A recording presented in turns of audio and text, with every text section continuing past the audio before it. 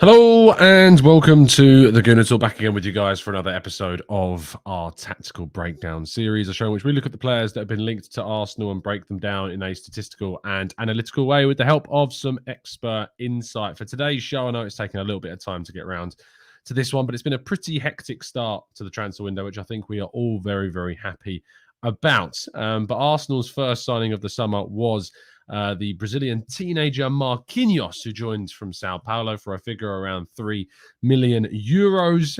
And of course, trying to get information about these young, unknown kind of talents from Brazil specifically is very difficult. So it has taken some time to get hold of some expert insight, but we've got some for you. I'm very happy to bring you that. Before we go into that and more, please do drop a like on the video, subscribe to the channel if you haven't done so already. If you are indeed new to the channel, we do these shows for all of Arsenal's transfer targets, those that sign. Sometimes they don't, because we do them ahead of that. And I look forward to bringing you more on Lisandro Martinez as well this week, but we've also done stuff on the likes of William Saliba in his time at France this season. Of course, we looked at Fabio Vieira more recently, who is very likely to sign for, it is confirmed at this stage, other than by Arsenal itself. So that's out there as well to watch. But as I said, today's show, we're going to be looking specifically at Marquinhos. I'm very happy to have Romain Henry from the background, the expertise side of things with this. He's a tactics and stats specialist, focusing specifically on Brazilian and Argentinian football. He did apologize to me for his English, but to be honest, and what you hear from him, I think you'll agree that his English is absolutely fine. So a massive thank you to Romain. You'll be able to find him on Twitter at Romain Henry 22. So without further ado, let's hear from Romain about what he's got to say regarding Marquinhos.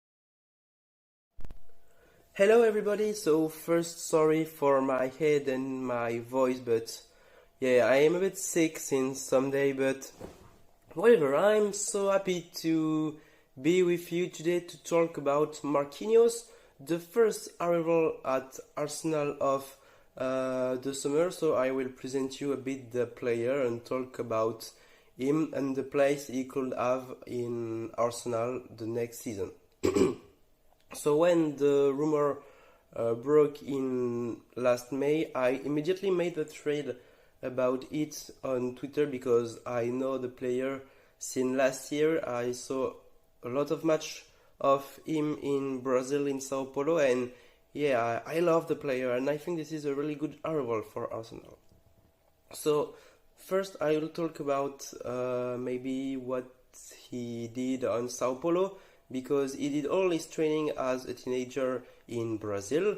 He made his first appearance in July 2021 in the championship against Bahia, and 2 weeks after he was decisive, he made an incredible match against Vélez in Copa Libertadores, because he made an assist and a goal, I think.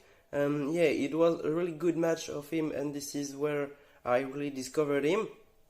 Unfortunately, in 2022, he didn't have much playing time and was content with a few minutes per game, but he scored a goal against Jorge Wilstermann in Copa Libertadores. It was a very important goal, so yeah, it could be decisive even if he don't play a lot on the field.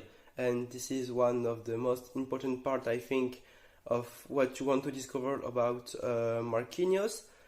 He plays as a reverse winger, because he's left-handed but plays in the right side of the field.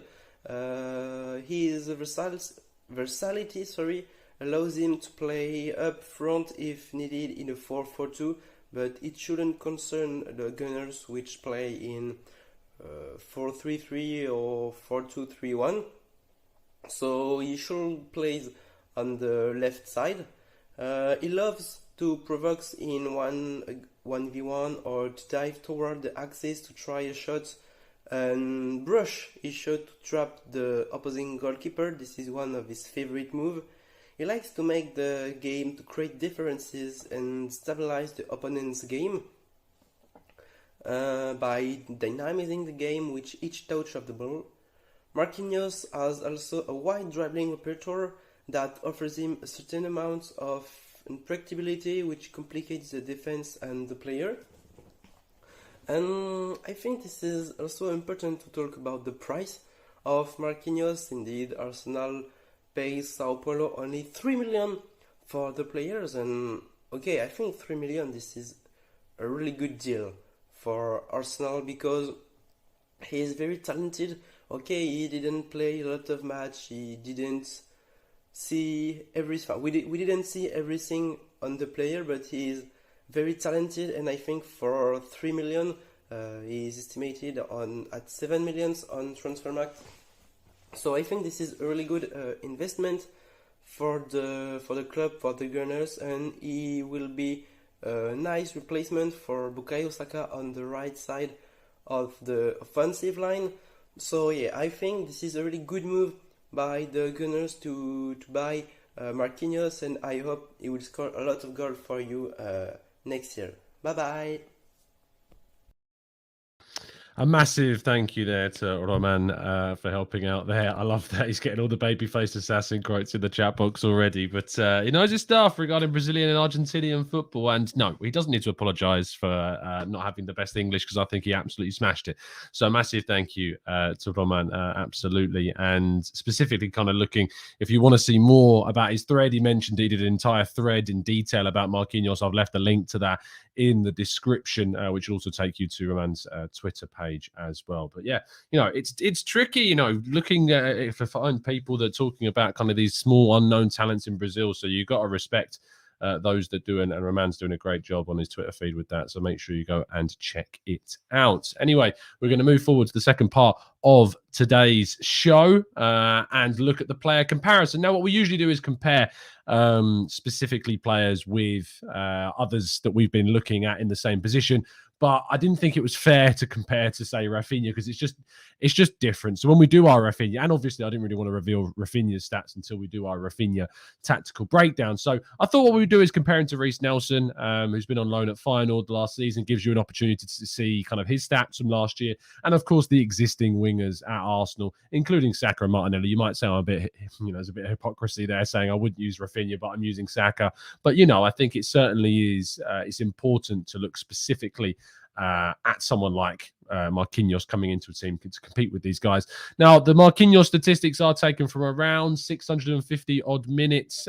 We do average across the 90 for most of them. But of course, because the Brazilian leagues run annually, not across years like the European leagues do, there aren't as many opportunities to see the comparisons, but it still does average. But just to give you some context around those statistics, there's obviously not an FB Ref summary, because FB Ref don't cover these things for these types of leagues. So you are going to have to bear with just the Y Scout statistics for this. In terms of their heat map, you can see Marquinhos has that versatility, as Roman said, playing on the right and left-hand side, despite having that left-footed nature about him. He's a player that I think certainly would go into the Arsenal squad and give us plenty. If you think about players that have come into the team and played on opposite flanks, Martinelli can do it, Saka can do it. He's obviously a player that Arteta likes for his versatility, and I think that would certainly help Arsenal in regards to depth. And if we have injuries at certain positions, when he develops into hopefully a player that we could possibly see improve at the club, playing on either flank is going to be really valuable to the club. You look at other players that we've got like Martinelli and Saka, they're very much married to those flanks, but they have played in other areas of the pitch as well. Moving forwards then specifically to our goals and XG statistics, 3 goals for Marquinhos, 0.86 XGs, outperformed that really, really well in those few matches that he had in 2022. Reiss Nelson didn't outperform his XG, getting those 4 goals and 6.26 in terms of the XG for him. 12 goals to 11.26 XG for Saka, outperformed that slightly, and 6 goals to 6.69 XG for Gabriel Martinelli, which gives me a little bit more hope, actually, about Martinelli and about what he possibly could achieve at Arsenal, because I think that he can actually explode way beyond those 6 goals that he got. I think he can get far more in an Arsenal shirt, and possibly that higher XG shows that is the case for next season. But Marquinhos comes out really well there. Looking at shots, you start to give a reason why he's got such a good kind of output for the type of low XG that he's got with those 3 goals. 50% of his shots did hit the target. 3 of those 10 shots that he took across the whole season reach the back of the net, which is a really good conversion rate. 1.34 shots per 90 is a really strong. I mean, when I say really strong, obviously compared to the others on this list, it's the lowest. But for a young 19-year-old, he's not afraid to take shots. It's not often that you see, or rather, it's quite often that you do see 19-year-olds have far less for a wide player playing in that 4-4-2 system at Sao Paulo. 2.7 shots per 90 for Reiss Nelson, though. He certainly went to final with plenty of confidence, 34% of those hitting the target as well. Bukayo Saka coming out with 33.7, just slightly less than that of Nelson, but of course managed to hit the target and the net plenty more times throughout the campaign.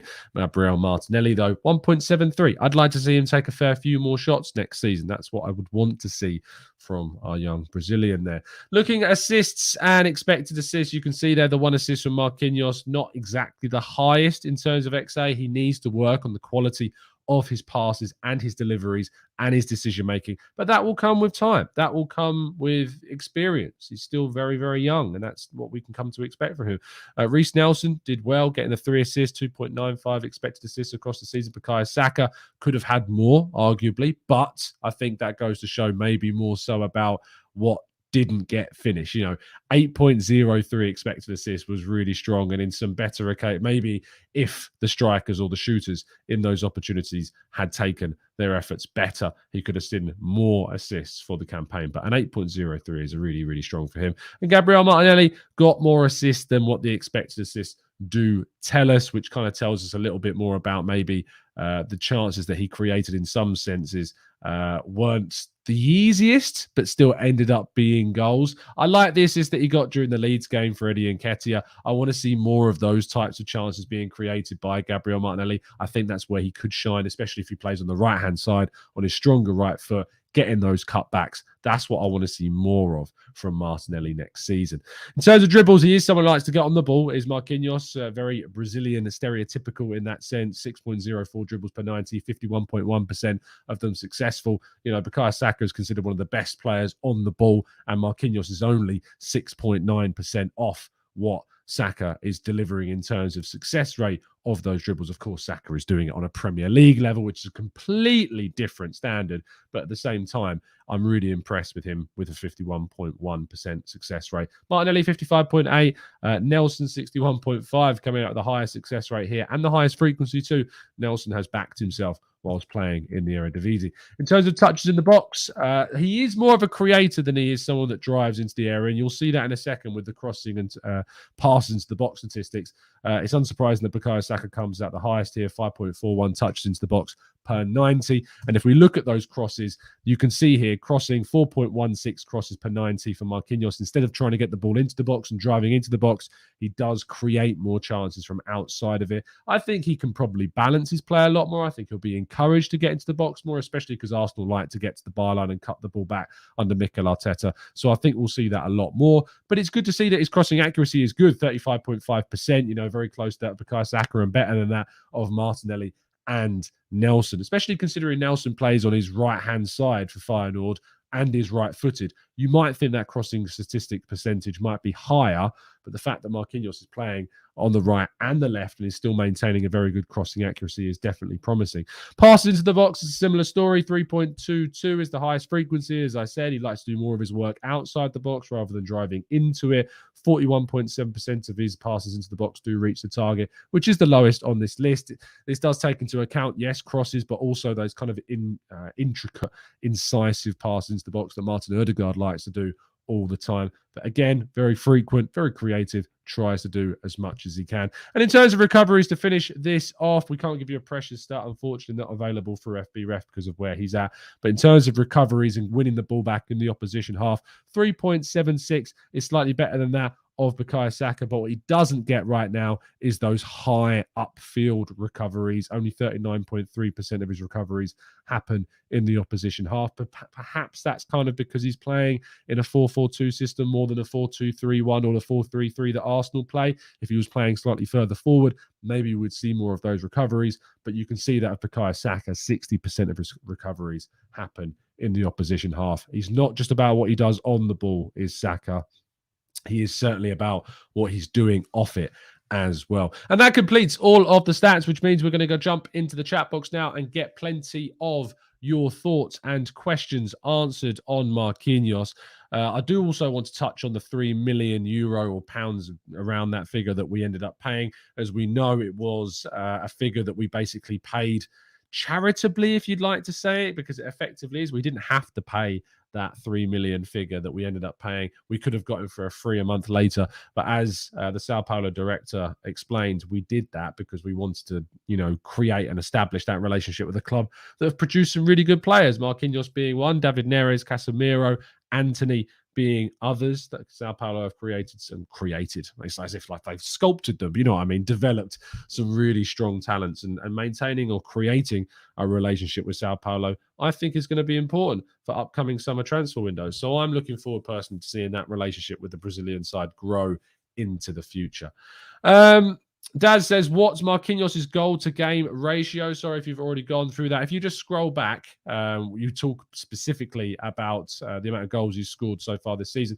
We didn't do the goal to game ratio, though. So if you want that, I will quickly get up the stats for you on what his goal per game ratio. You have to remember, of course, that he's not played all that much. The statistics that we were looking at specifically were from 650 minutes of football, I think. Let's have a quick check. It was 670 minutes, of football.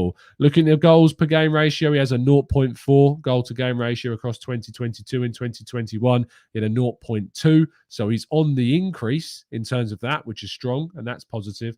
So that's good to see. His XG across the season per 90 was 0.12. So still he's outperforming that XG as well, which is also boding well for his future.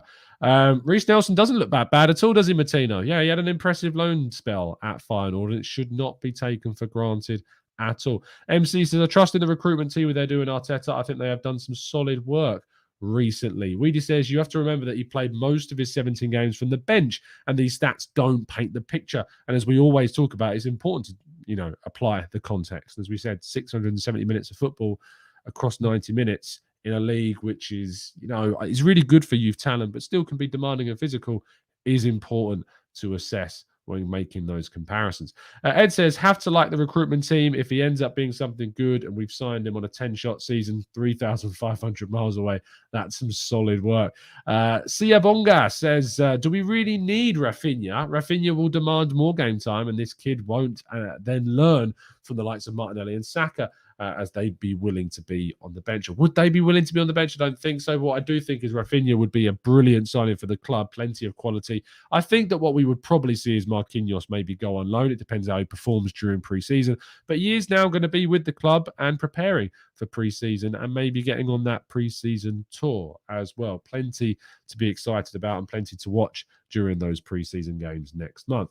Alan says, I'm a Sao Paulo fan, and I must say that I was quite surprised by his move to Arsenal, as he was not seen as a top talent here in Brazil. That's really interesting, Alan, because I've heard very differently from a lot of Sao Paulo-based listeners, and also from the experts that you've just heard today as well. So that's interesting. He does follow up by saying, however, there are some players that go under the radar here and explode when they go to Europe, like Firmino, even Rafinha at Leeds. So there you go. I mean, maybe there's just some division between opinions, but I've actually seen plenty of really positive takes on Marquinhos and his time for some of the important goals that he scored in the only short space of time that he was actually given on the field. Odirile says, if he doesn't make the first team, will we loan him out or have to play him in the under 23s? Of course, it depends on what he does during pre-season. I think this is basically like an audition period for him. If he does well, he could get some moments in the first team squad, obviously more time in the under 23s, or maybe we'll be sent out on loan. We're only going to have to wait and see. I think it will also depend on what we do in the market with that wide forward position this summer, and Reece Nelson's future and Nicolas Pepe's future. So all of those things are definitely factors in this possible future for Marquinhos. We're going to wrap things up there. These shows are only a little bit shorter, of course, than the usual ones, but I hope you still enjoyed all of the insight that I could give you on Marquinhos. Do drop a like on the video and subscribe to the channel if you are indeed new around here, with those notifications turned on so you never miss a show. I'll be back tomorrow morning at 8 a.m. with the latest information on Arsenal's transfer news, and of course then further to that, bringing you a tactical breakdown, fingers crossed, on Lisandro Martinez. Looking forward to that and more on the channel very, very soon. I will see you then. Have a fantastic evening, and as always, up the Arsenal.